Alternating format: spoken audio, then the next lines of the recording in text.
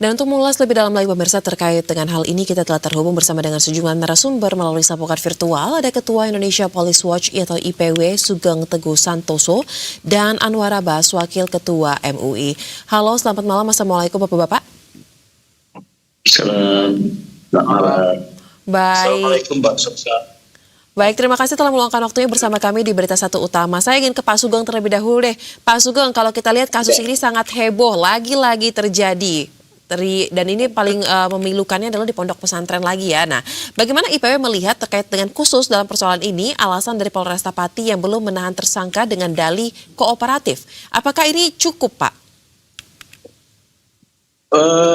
Polisian sudah biasa ya menangani kasus seperti ini. Nah, dari mitigasi kasus-kasus kekerasan seksual ya, dengan melakukan menyimpangkan simbol-simbol keyakinan ya, simbol keyakinan itu sendiri benar, tetapi dimanipulasi oleh oknum. Maka menurut saya untuk menjaga kepercayaan publik kepada pondok-pondok pesantren maupun lembaga-lembaga pendidikan keagamaan dan menegakkan hak atas korban ya, ini harus segera ditangkap ya. Karena bisa terjadi nanti ya, kalau berlarut-larut tidak ditangkap dan ditahan, kepercayaan publik kepada lembaga pesantren bisa menjadi tanda tanya. Dan korban sendiri mempertanyakan keadilannya oleh polisi belum dipenuhi ya.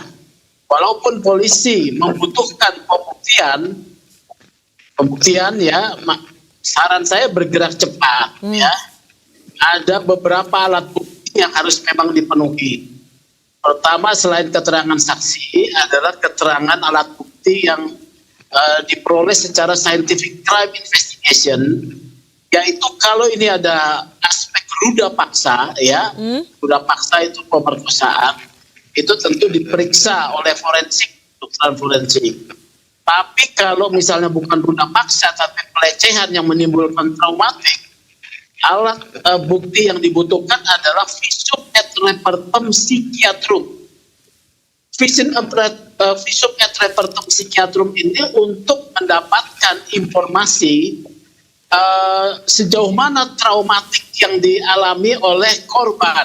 Ya, kalau dua alat bukti, kalau alat bukti visum maupun visum atas ruda paksa atau visum et repertum psychiatrum sudah didapat dan keterangan saksi-saksi korban sudah ada, sudah cukup untuk dilakukan penahanan ya. Jadi yang harus dibersihkan dalam hal ini adalah oknum pengajar di pesantren supaya tidak berdampak kepada lembaga pesantren yang lain. Itu pendapat saya. Baik, oknum pengajarnya yang harus dibereskan terlebih dahulu, apalagi jika buktinya sudah ada nyata-nyata kuat dan valid ya. Betul. Seperti itu ya Pak Sugeng ya. Nah kalau gitu dari MUI. Kan berdasarkan alat bukti ya. Ya, baik. Nah, Pak Anwar, ini kasus bukan kali pertama, tapi yang di Pati ini juga kita melihat ya, ada diduga puluhan Pak korbannya santriwati. Nah, tapi si tersangka ini diduga juga menggunakan otoritas agama untuk dapat melancarkan aksinya. Pertanyaannya Pak Anwar, sejauh mana dari MUI mengawal kasus ini? Dan kemudian apa sebenarnya yang salah Pak dalam persoalan seperti ini yang kerap kali berulang? Iya. Assalamualaikum warahmatullahi wabarakatuh. Waalaikumsalam. Ada salah satu hadis ya yang menyatakan kalau ada seorang yang beriman lalu dia berzina, maka ketika dia berzina itu maka imannya sudah terbang dari dalam dirinya. Barang siapa yang meminum minuman keras ya, jika ada seorang yang beriman minum minuman keras, maka ketika dia meminum minuman keras itu maka iman telah terbang dari dalam dirinya. Jadi saya melihat ini orang ketika berbuat tidak senonoh itu imannya sudah tidak ada.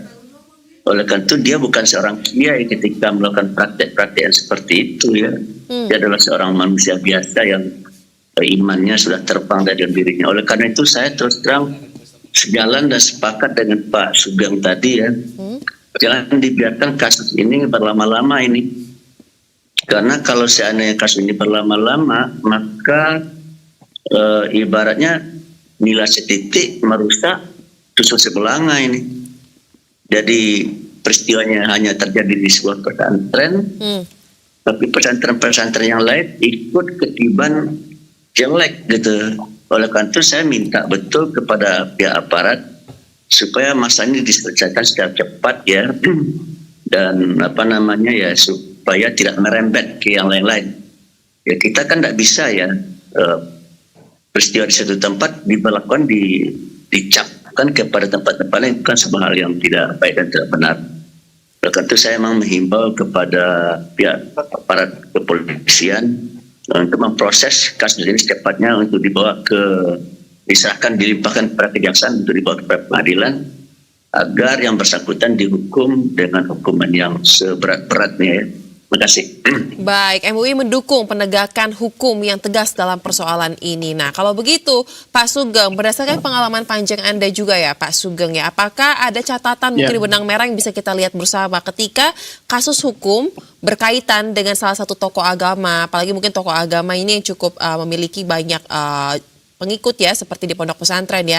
Ada kecenderungan perilaku istimewa yang diberikan oleh pihak kepolisian sehingga banyak kasus yang juga sepertinya lambat. Dan kemudian dalam kasus ini yang di Pati ada dugaan penyelesaian kekeluargaan, Pak. Bahkan kami mencatat juga, kalau dikoreksi jika Anda mendengar informasi ini juga, tawaran untuk damai dalam tanda kutip ya dengan pihak-pihak tertentu. Nah, bagaimana Pak terkait dengan dua hal ini?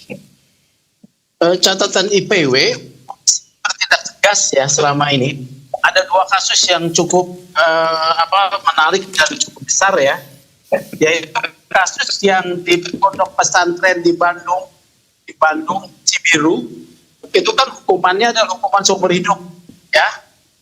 Kemudian kasus di pondok pesantren yang menyangkut seorang anak kiai besar di Jawa Timur, itu pun ditangkap ya setelah alat buktinya ada. Jadi buat polisi tidak ada keraguan ya.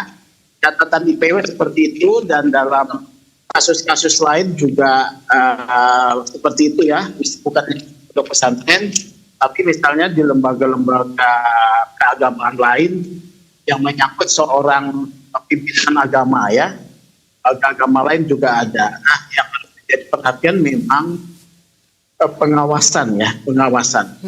Dan kasus ini harus dikawal. Tapi kalau saya rasa polisi tidak ada problem dalam menangani kasus ini, karena pembuktiannya sudah jelas, ada mekanisme scientific crime investigation dari seperti tadi saya sampaikan.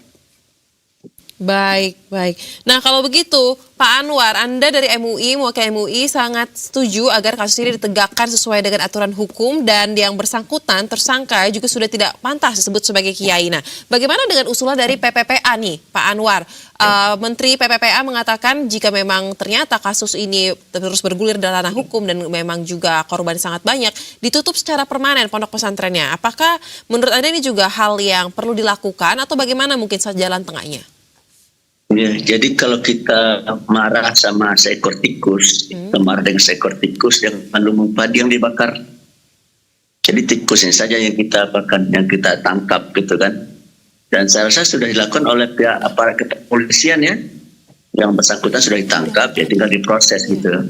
Jadi jangan ada pikiran untuk menutup pesantren yang bersangkutan. Itu cara berpikirnya nggak benar itu ya. Ya, sehingga ada kata-kata orang bijak di negeri kita ya, kalau marah dengan seekor tikus yang lumbung yang dibakar itu. Dan kalau seandainya cara berpikir yang disampaikan oleh ibu itu diterapkan, wah bisa tutup semua sekolah, tidak hanya pesantren, tutup semua sekolah, banyak akan ditutup. Tidak seperti itu berpikirnya. Jadi kalau seandainya ada cacat di cacatnya sudah dibuang ya, sehingga kembali pulih kehidupan di pondok pesantren yang bersangkutan kembali pulih seperti biasa. Saya yakin dan percaya ya hal ini akan bisa diselesaikan secara cepat ya. Oleh karena itu yang perlu dilakukan adalah hanya menindak yang bersangkutan, menindak pelaku. Sementara ya teman-teman yang lain ya mungkin barangkali sudah bisa menjalankan aktivitas proses belajar mengajar dengan baik. Cuma saya mengharapkan kalau beliau adalah pimpinan dari pondok pesantren, maka sebaiknya pihak pesantren secepatnya mengganti yang bersangkutan dengan yang lebih layak, sehingga diharapkan pesantren yang hari ini sempat ternoda begitu akan bisa dipulihkan kembali sehingga bisa mendapatkan trust serta kepercayaan dari masyarakat luas. Terima kasih.